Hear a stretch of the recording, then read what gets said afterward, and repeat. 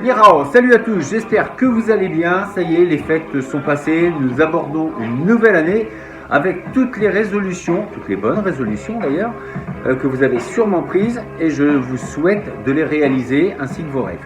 Qu'est-ce que l'on peut bien prendre comme résolution pour cette nouvelle année ? Notamment dans la pratique martiale. Pour la plupart, peut-être que c'est une nouvelle ceinture, avoir plus de connaissances, aborder un nouveau Tao, gagner vos compétitions, mais pourquoi pas non plus essayer d'augmenter également notre connaissance de l'art martial en général.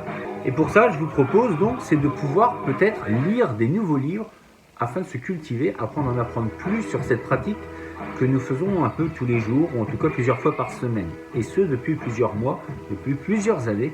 Ce sont des choses que l'on met parfois un petit peu à la trappe et que l'on n'a pas forcément idée, on n'y pense pas forcément.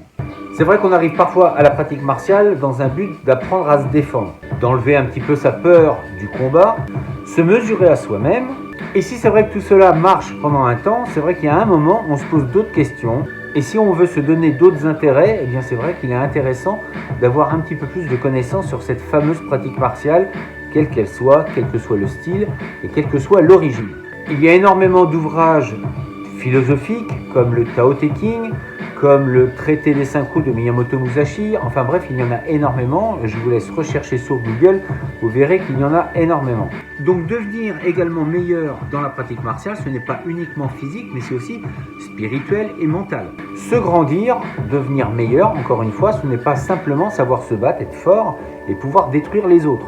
Détruire son propre ego me semble aussi un combat tout à fait justifié et nécessaire si on veut vraiment grandir. Donc la pratique nous aide à ça parce que bien évidemment en se confrontant aux autres, eh bien, on se rend compte qu'on n'est pas si fort que ça, que les coups ça fait mal, si ça fait mal, c'est pas agréable et tout ça nous apprend un petit peu l'humilité. Et cette humilité on la retrouve dans les écrits un petit peu anciens.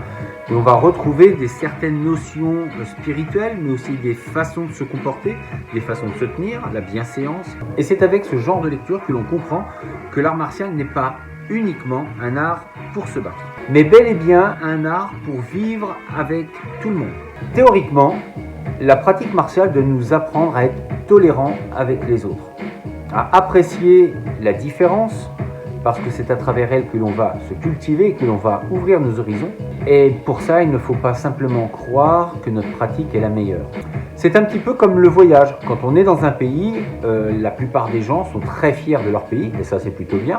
Mais en tout cas, en voyageant, on se rend compte que, eh bien, on a énormément de choses à apprendre des autres. Une autre façon de vivre, un autre style de vie nous permet de voir, d'entrevoir que d'autres possibles sont tout à fait à notre portée et que l'on peut changer notre point de vue en fonction de ce que l'on croyait.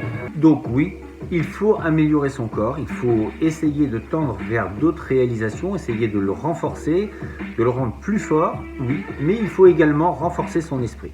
Et pour ça, je vous conseille donc de lire et d'apprendre des choses nouvelles qui vont vraiment ouvrir votre esprit et qui vont vous enrichir. C'est donc tout ce que je vous souhaite pour cette nouvelle année 2020, d'entretenir votre corps, mais surtout d'emmagasiner plus de choses pour votre esprit afin de grandir et d'atteindre d'autres sommets. Je vous dis à très bientôt pour une nouvelle vidéo. Si ce n'est pas fait, abonnez-vous, mettez la petite cloche, le pouce bleu et puis, eh bien, encore une fois, très bonne année. D'ici là, restez forts, restez beaux et surtout, restez bienveillants. 再见。